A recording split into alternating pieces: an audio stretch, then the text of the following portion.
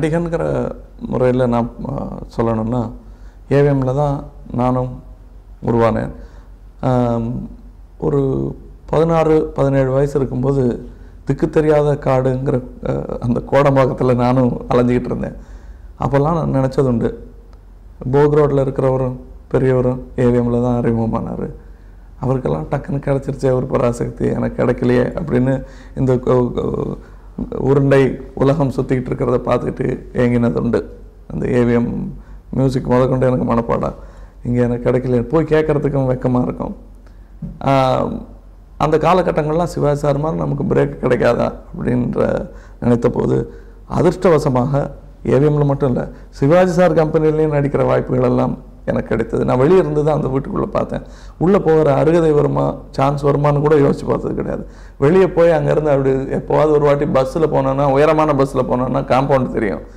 அதிர்ஷ்டவசமாக அவர் ஷூட்டிங் புறப்பட்டு இருக்கும்போது பார்க்கலாம். அப்படி பார்த்தா நான் அவர் அதுக்கப்புறம் இப்போ நினச்சாலும் அவர் மடியில் உட்காரலாம். நான் என் வெயிட் ஜாஸ்திங்கிறத தவிர மற்றபடி அந்த உரிமையை பெற்ற இதெல்லாமே எனக்கு ஒரு பெரிய பாக்கியமாக நினைக்கிறேன். அதுவும் போக இன்னொரு ரகசியத்தை நான் இங்கே சொல்லிக்கொள்ள விரும்புகிறேன். இது மற்றவங்க என்னை வச்சு படம் எடுக்கிறவங்க எனக்கு காசு கொடுக்க போகிறவங்க அதை தப்பாக புரிஞ்சுக்கிட்டு என்னை எக்ஸ்ப்ளாய்ட் பண்ணிடக்கூடாது. நான் என்னை பொறுத்தவரைக்கும் நினச்சிட்டு இருக்கிறது, நான் ஒரு வக்கீலாக என் தகப்பனார் மாதிரி ஆயிருந்தேன்னா எப்படா வீட்டுக்கு வருவோம் வேலையை முடிச்சுட்டுங்கிற அந்த இதில் தான் இருப்பேன். ஒரு அக்கௌண்டண்ட்டாக இருந்தேன்னா எப்போ இந்த வேலையை முடிச்சுட்டு ரிட்டையர்மெண்ட்டை பற்றி யோசிக்க ஆரம்பிச்சிருப்பேன். வேறு எந்த தொழில் போயிருந்தாலும் எனக்கு என்ற ஒரு ஹாபி ஏதாவது கிடைக்காதான்னு அந்த தொழிலை மறப்பதற்காக ஒரு ஹாபி, ஒரு இசைக்கருவியோ அதையோ வச்சிட்ருப்பேன். ஆனால் நான் எனக்கு எது ரொம்ப பிடிக்குமோ, எனக்கு எது ரொம்ப பெரிய ஹாபியோ, எனக்கு எது பொழுதுபோக்கோ அதுவே என் தொழிலாகிவிட்டது.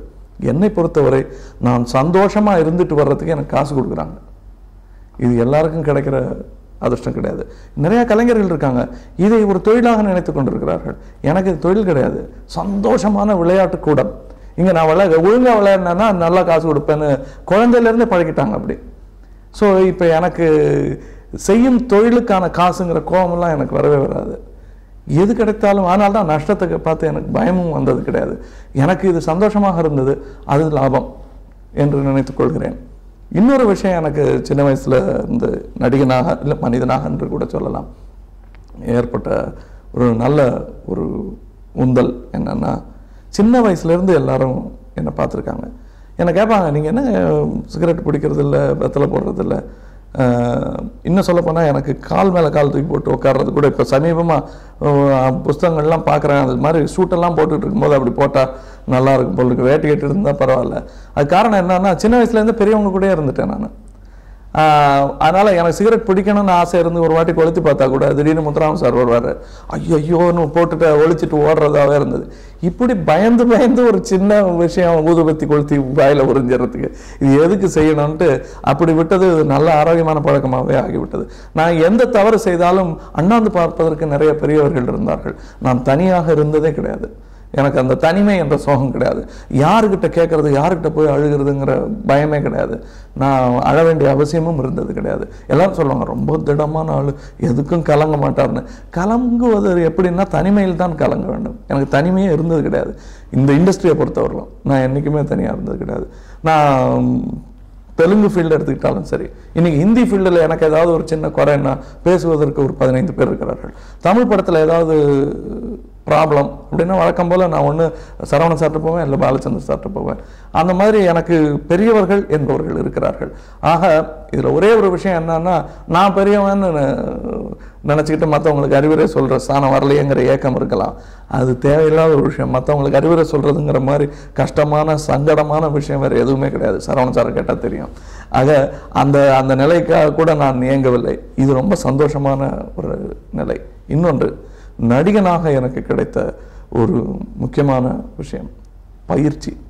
இன்றைக்கு நடிக்க வர வேண்டும் என்று பஸ் ஸ்டாண்டில் இருந்து பார்த்தார்கள், இவர் நன்றாக இருக்கிறார், இவர் நடிக்க வந்தால் நன்றாக இருக்கும் என்று தேர்ந்தெடுத்து கொண்டு வரும் நடிகர் முதல் படத்திலேயே வெற்றி அடையும் பட்சத்தில் பயிற்சி இல்லாத ஒரு நடிகராகி விடுகிறார். அவர் பயிற்சி எல்லாம் அவருடைய ரிஸ்கில், இன்னொருத்தருடைய பண ரிஸ்கில், அவருடைய கேரியரே அழிந்து போகும் ரிஸ்கில் கற்றுக்கொள்ள வேண்டும். இது ரொம்ப ஆபத்தான நிலை. அவருக்கும் டென்ஷன் வரும், நடிகருக்கும், யாராக இருந்தாலும்.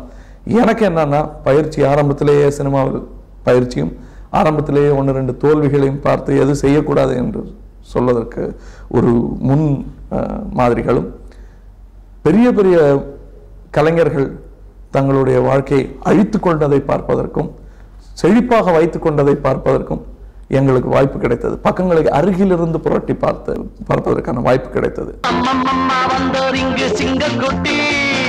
ஆட்டத்துக்கு மன்னன் என்ற வட்டம் கட்டி, அம்மம்மா வந்தார் இங்கு சிங்கக்குட்டி, ஆட்டத்துக்கு மன்னன் என்ற வட்டம் கட்டி, இதுக்குள்ளும் பல உள்ளம் என்னை பாராட்டும், அது போதும் என்னை நாளும் அது காலாட்டும். டும் டும் டும் டும். அம்மம்மா வந்தார் இங்கு சிங்கக்குட்டி, ஆட்டத்துக்கு மன்னன் என்ற வட்டம் கட்டி, அம்மம்மா வந்தார் இங்கு சிங்கக்குட்டி, ஆட்டத்துக்கு மன்னன் என்ற வட்டம் கட்டி.